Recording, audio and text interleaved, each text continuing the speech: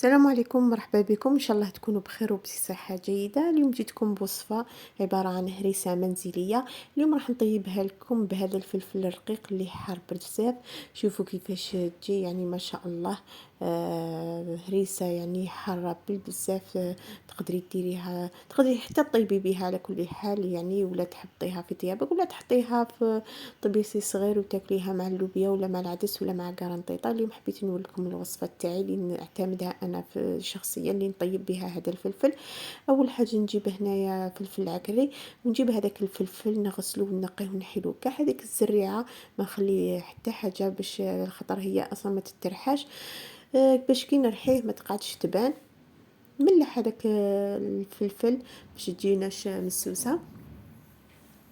ومن بعد واش نديرو، غير تشوفي برك هذيك الفلفل تقلالك شويه، حطي لها حبه طوماطيش تكون حمراء ومسكرفجه تاني. ومن بعد زيدي عليها شويه فلفل عكري وشويه طوماطيش، نص ملعقه طوماطيش تاع الباطا، ومع شويه كمون. هنا راح لي فيديو صغير بصح راني قلت لك واش تحطي.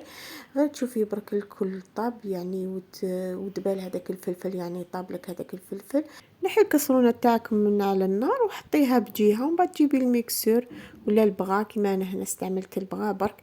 حكميه وميكسيه مليح حتى تشوفيه ترحى يعني مليح، ما بقى تبقى حتى حبه تاع فلفل. من بعد تقدري تخبيه كي تشوفيه حتى يعني يبرد. على كل حال خليه حتى يبرد مليح، خبيه يعني في العلب تاعك.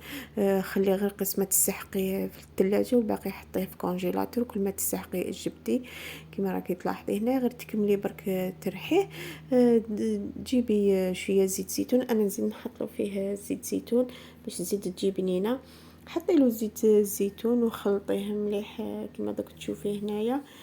هاوليك هنا ترحات وحطيت لها زيت زيتون وخلطيه مليح حتى هذاك زيت الزيتون يدخل كاع في هذيك الهريسه.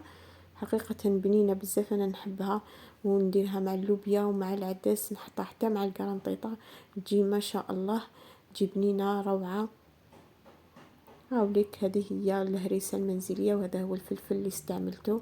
يعني اي وحده تجي تستعمل هذا الفلفل لازم تلبس القفازات الخطر حار بزاف، باش ما يديها ما يقعدوش يحرقوا. هاوليك عفوا الهريسه تاعي، تقدري تحطيها مع المأكولات تاعك، وتقدري حتى طيبي بها. اللي يعجبها هذا لا فيديو ما عليها انها تفعل الجرس وتشترك في القناه. والسلام عليكم ورحمه الله.